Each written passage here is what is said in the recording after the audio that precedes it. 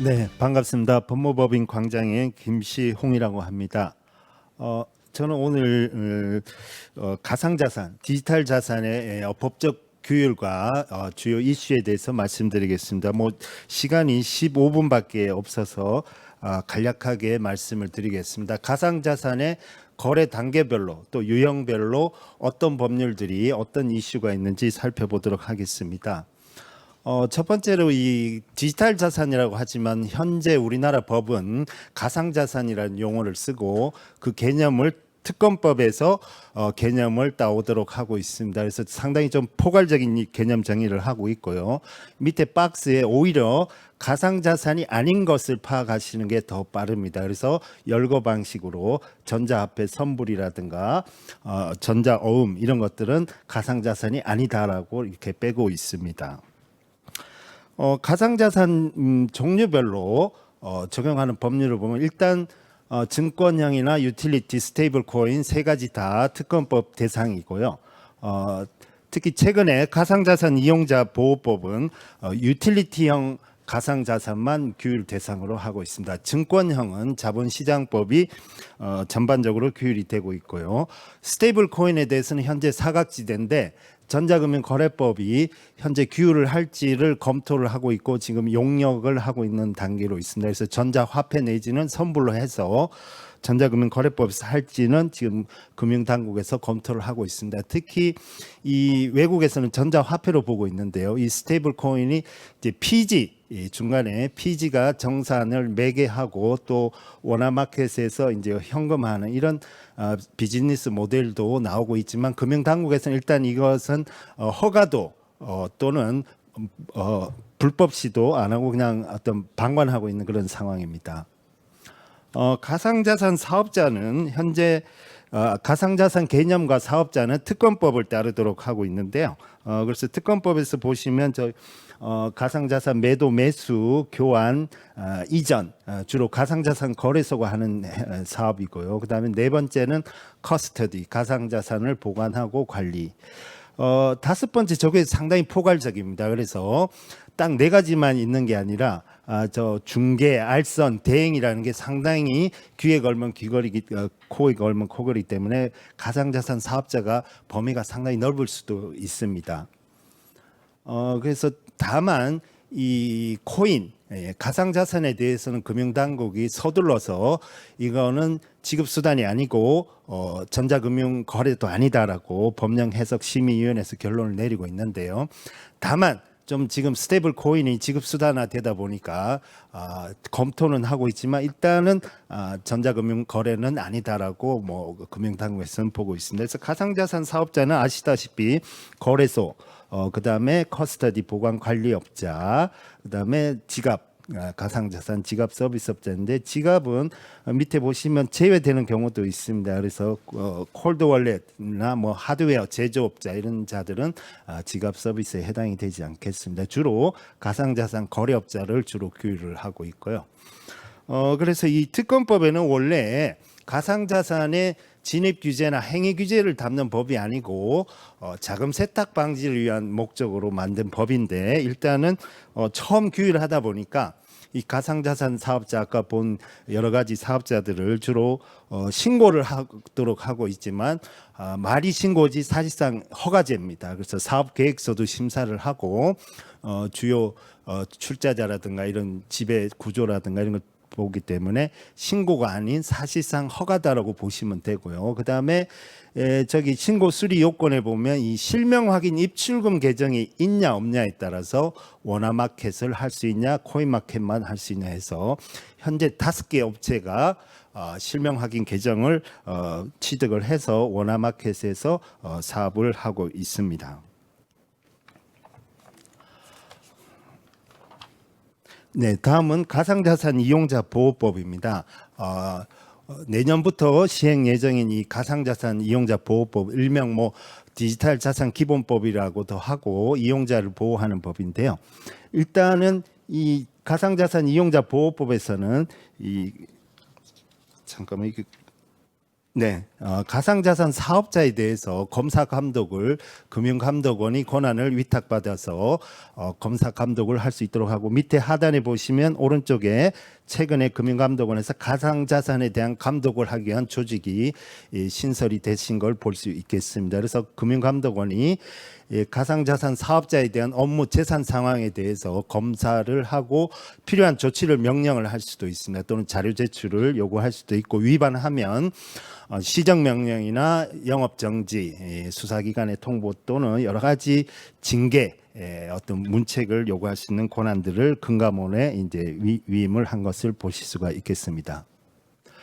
다음으로는 이 가상자산 이용자 보호법이 1단계 입법입니다. 지금 2단계가 이제 사업자, 발행자라든가 공시규제 이런 것들이 남아 있는데, 1단계는 투자자를 일단 보호하기 위해서 먼저 제정이 돼서 내년부터 시행이 될 예정입니다. 일단은 가상자산 개념과 사업자는 특검법을 그대로 따오도록 하고 있고, 개념에 대해서는 이 특검법의 가상자산 개념을 쓰되 CBDC, 한국은행의 디지털 화폐는 제외한다라고 그게 하나가 더 추가가 됐습니다. 그래서 증권형 가상자산에 대해서는 자본시장법, 유틸리티 가상자산에 대해서는 이 가상자산 이용자 보호법이 전면적으로 적용되게 되겠습니다. 그래서 사업자는 주로 거래소인데요. 예금자 보호를 위해서 관리기관에 예치 신탁을 하던가 고유재산과 분리를 해야 될 의무를 갖고 있습니다. 그다음에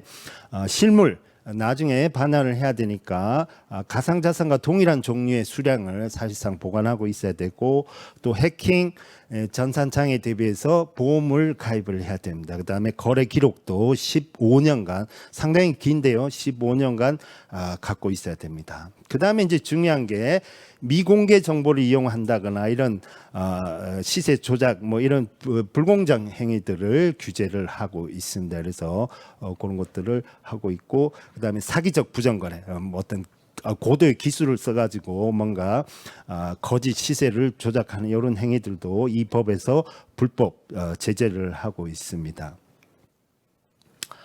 그다음에 중요한 게 임의적인 입출금 차단, 거래소가 투자자들의 그 투자금을 입금 또는 출금을 정당한 사유 없이 막을 때는 제재를 가해야 됩니다. 만약에 정당한 사유가 있어도 그것을 이용자에게 통지하고 또 금융위원회에 즉시 보고하도록 할 의무가 있습니다. 그다음에 FDS 같이 이상 거래를 감시할 의무가 있고요. 이 법이 통과되고 나서 국회에서 2단계 입법을 대비해서 여러 가지 주문 사항이 부대 의견으로 반영이 됐는데요. 일단은 이해상충 문제라든가 스테이블 코인을 어떻게 규율할 것인가, 증권형과 유틸리티형은 이제 법이 있는데 스테이블 코인에 대해서는 어떻게 할 것인가를 금융당국한테 숙제로 남겨뒀고요. 그다음에 실명 확인 입출금 개정 제도를 대폭 강화하도록 주문을 했습니다. 그래서 FIU가 최근에 그렇게 제도 개선을 발표를 했는데요. 네. 네. 예, 그래서 네. 사실 법 규제를 10분 만에 말씀드린다니까. 네. 네, 그다음에 2단계 입법 중요한 게 투명한 공시제도라든가 감독, 자율협의기구 이런 것들을 담도록 하고 있습니다. 그다음에 중요한 게 이제 아까 이용자의 자산을 보호하기 위해서 은행이 주로 가상자산 실명 계정 운영 지침에서 은행연합회가 준비금을 30억 이상 적립하도록 하고 주심이체 할 때 추가 인증을 하도록 하는 지침이 만들어졌습니다. 그리고 1년 동안 사용 안 할 때는 주심이체를 제한하는 거 하고, 한도 계정과 정상 계정 입출금 한도를 관리하고, 중요한 건 예치금을 매일매일 대사를 해서 월 1회 점검하거나 이런 것들을 하는 조치들이 부과가 됐습니다. 다음은 자금 세탁 의무입니다.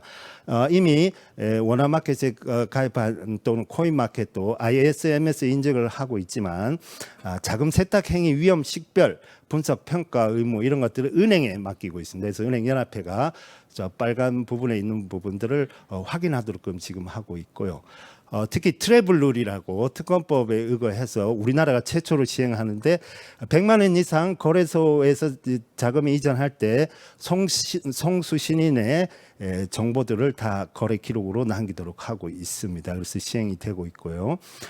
최근에 여기 FIU에서 다시 발표를 했는데요. 은행들한테 고강도의 그 실명 계정 발급 기준을 요구하고 있습니다. 그래서 한 거래소하고 할 때와 한 은행이 다수 거래소에 실명 계정 입할 때 발급 기준을 까다롭게 해서 이 자금 세탁 STR 상위 35% 이내에 들어야 거래소에 실명 계정을 부과할 수 있도록 하고 있습니다. 그래서 상당히 거래소로서는 좀 곤혹스러운 거고요. 그다음에 강화된 자금 세탁, 그래서 고객 확인이라든가 이런 것들이 더욱 강화되고 있는 것들을 보실 수가 있겠습니다. 그래서 특정 은행 같은 경우 실명 계정을 못 줄 수도 있고 거래소들이 5개로 워너마켓이 고착될 수 있는 진입 장벽이 만들어졌다는 걸 보실 수가 있겠습니다. 다음은 증권성 판단입니다. 증권에 해당이 되면 거래소에 상장된 그 가상자산을 폐지를 해야 되고요. 경우에 따라서는 자본시장법 위반으로 형사처벌 대상이 될 수 있어서 상당히 이 증권성 판단이 상당히 중요합니다. 그런데 우리나라 금융위원회는 증권성 판단을 발행자와 그 권리 당사자가 자체적으로 판단하라고 하고 금융당국은 적극적으로 판단하지 않고 있습니다. 그래서 권리 실질을 갖고 발행인 등이 스스로 판단해서 가이드라인은 예시에 불과하다라고 주의를 주고 있습니다. 그래서 우리나라 자본시장법도 미국의 하위 테스트, 연방대법원 판결 기준에 따라서 4가지 기준으로 증권성을 판단합니다. 그래서 공동사업을 하냐, 금전의 투자가 일어나냐, 타인의 노력에 의해서 이 수익이 발생하냐, 또 내가 거기서 수익을 배분받을 수 있는 이익의 기대가 있냐, 4가지를 가지고 가상자산이 증권이냐 아니냐를 판단을 하고 있습니다. 그래서 미국 같은 경우는 SEC가 적극적으로 비트코인 이외의 모든 가상자산은 증권이다라고 해서 지금 고소 고발을 계속하고 있습니다. 그래서 모든 거래소들이 지금 기소를 당하고 있는데요. 우리나라 자본시장법도 최근에 그래서 이 비금전 신탁의 수익증권과 투자계약증권인 이 비정형 증권이 조각투자라든가 STO에 활용을 되고 있는데요. 특히 투자계약증권 관련 유권 해석을 보시면 미국의 하위 테스트를 기반으로 만들어진 것을 보실 수가 있겠습니다. 특히 밑에 박스에 보면 3번, 4번이 상당히 중요합니다. 공동으로 투자를 해서 또 원금까지만 뭐 손실 발생이 가능성이 있을 거 이런 것들을 해서 증권이냐 아니냐를 판단하고 있습니다. 특히 최근에 조각 투자와 관련해서 조각 투자 가이드라인을 발표를 했고 거기서 증권의 판단 기준을 예시로 하고 있습니다. 그래서 다만 권리 실질을 보고서 판단하도록 하고 있는데요. 일단은 증권에 해당 가능성이 높은 것은 아까 하위 테스트 말씀드린 그런 다수가 공동 금전 투자를 하거나 내가 노력한 게 아니라 타인의 노력에 의해서 특히 수익이 발생하는 이런 것들은 주로 증권성 판단의 중요한 기준이 되고 있습니다. 이런 경우는 증권의 판단이 낮은 경우인데요. 다만 이 구체적인 가이드라인이 세부적이지 않다 보니까 발행인이라든가 거래소가 자체적으로 판단해야 되기 때문에 상당히 어렵고 또 잘못 판단할 경우에는 형사처벌까지도 될 수 있어서 상당히 지금 어려운 상황입니다. 마지막으로 토큰 증권에 대해서 말씀드리겠습니다. 토큰 증권은 분산 원장 기반으로 만든 기존에 있는 6가지 자본시장법의 증권 중에 주로 아까 비금전 신탁과 투자계약 증권이라는 비정형 증권 쪽에 분산 원장 기술을 통해서 토큰화해서 유동화시키는 것을 말하고 있습니다. 그래서 그리고 특히 토큰 증권을 발행해서 자금을 모집하고 기업 공개를 하는 게 STO인데요. 우리나라 금융당국도 STO를 대해서는 허용을 하고 자본시장법에 따라 증권신고서와 투자설명서를 제출하고 자본시장법에 따라 공모 절차를 밟으시면 됩니다.